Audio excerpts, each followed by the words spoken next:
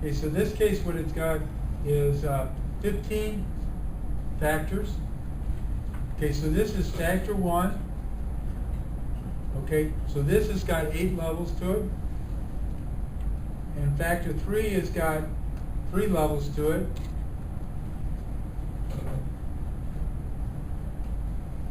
Factor 3 has got 2 levels. Factor 4 has 4 levels. Factor 5 has 4 levels. Factor 6 has 4 levels. Factor 7 has 4 levels. Factor 8 has 2 levels. Factor 9 has 2 levels. You with me there? Okay, because the way I said these are just comments. Okay, so you look at here, and this gets to be what those. See, this is pretty old. Yeah, 95 versus 98. And then you've got 3 levels here for this particular factor. Now you got, I don't know, this got 7 levels for here. You got 13 levels for that, and then you got 14 for this. Or excuse me, factor 14, you got 5 levels. So you can see it's rather complicated design. So now what I want to do is to generate, okay. Okay, so what this just did, it generated some trials. So this is trial 1. Okay, so it's running that. That's the combination for trial number 2. Okay, and you got basically 16 trials. So this is telling you in English what you should be doing. Okay? Now the next question is, what kind of test coverage do you have? Okay, so we're gonna first look at group size 1. That's did I test everything once? Okay, what I'm going to do to test this out, I'm going to run 10,000 scenarios to do my test coverage. And I'm going to see if you tested them or not. So I'm going to run 10,000 legitimate test coverage. And oh, incidentally, I can put it in there if certain things are not legal too. There's combinations of things not legal. But in this case, we're going to consider them all legal. Okay, so then we're going to go in and calculate it. So we got 10,000 hits and no misses. So we did 100% coverage of everything. So we tested everything once. Okay? Okay? So then now we're going to see about 2. Because we don't know if it could be a combination of 1, 2, 3. We just don't know. But we're trying to use this to give us an idea what kind of test coverage we got. So we didn't hit everything. Okay? So we got, and we look at it, we got, even of this complicated design, 16 trials, we had about 80% coverage of group size 2. 80% coverage. Okay? Now look at group size 3, so expect it to go down. Let's see what it'll go down to. When you say 80% coverage, you're talking about 80% of all possible combinations. Of 2 things. Of 2 things. See, the way you're doing it is you're picking a factor, and then you're going in and picking a level of that, and you're going through the whole thing. Yep, exactly. So in this case, it's doing the combination calculation in the background. well, and the way I'm calculating it is actually going in and doing 10,000. It's looking up 10,000 different scenarios. It's filling 10,000 scenarios and figuring out what percentage it hit or missed. So it's not mathematically calculated. So this one here at 35%. Now, there's some tricks of the trade that you can do. Okay, like say for example, if you got a computer and you used to have it, so you had memory over here and then you had the other things over here. It used to be PC slots and all that sort of thing.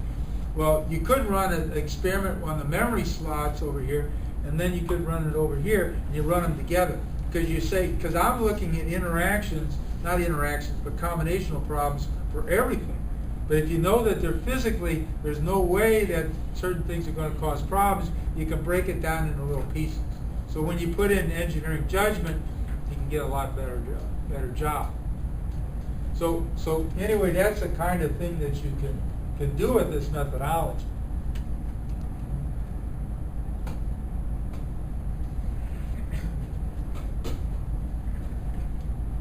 Now, the question is, how do you go in and apply it to an overall organization?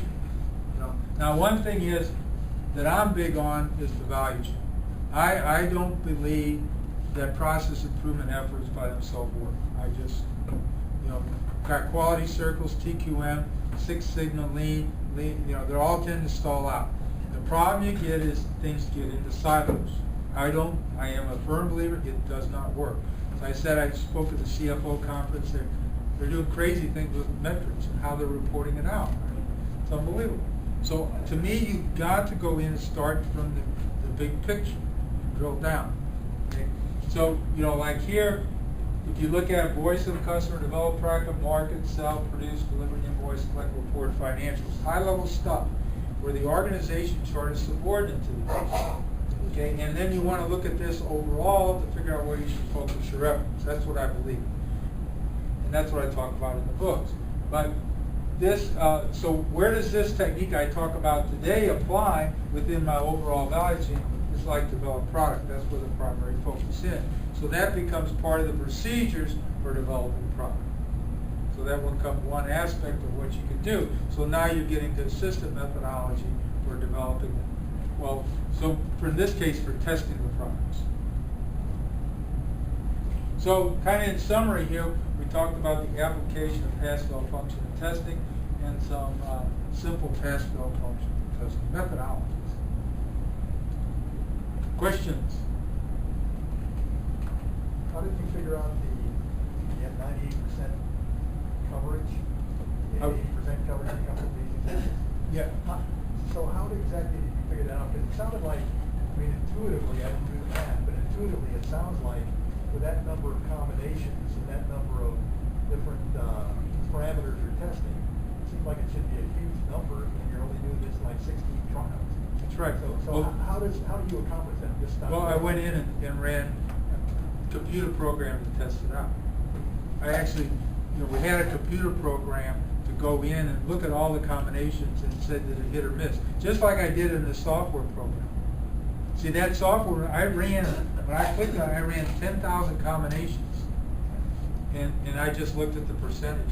So that almost sounds like a Monte Carlo simulation or something, right? Yeah, you just run a Monte Carlo simulation. You're just running them and say, did it hit or miss? Forrest, so the example that you showed us earlier with, what was it, 8 different factors, and each factor had different levels on it.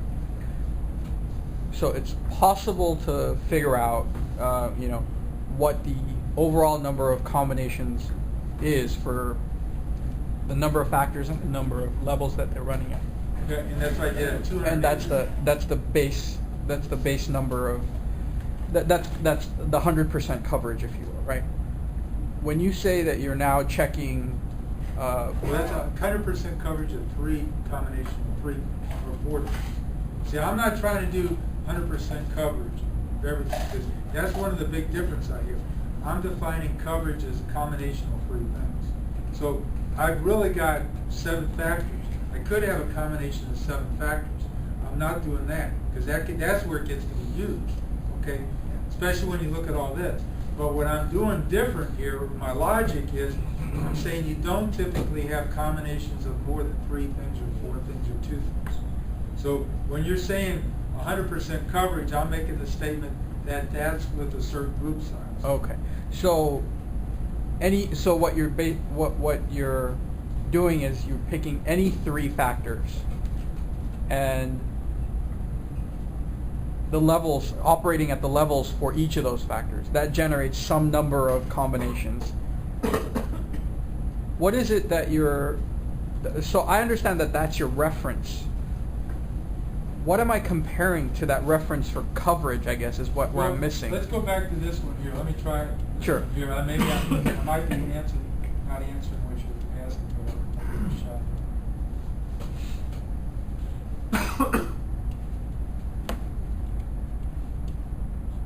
Okay, so if you go in and look at, for this particular matrix, which was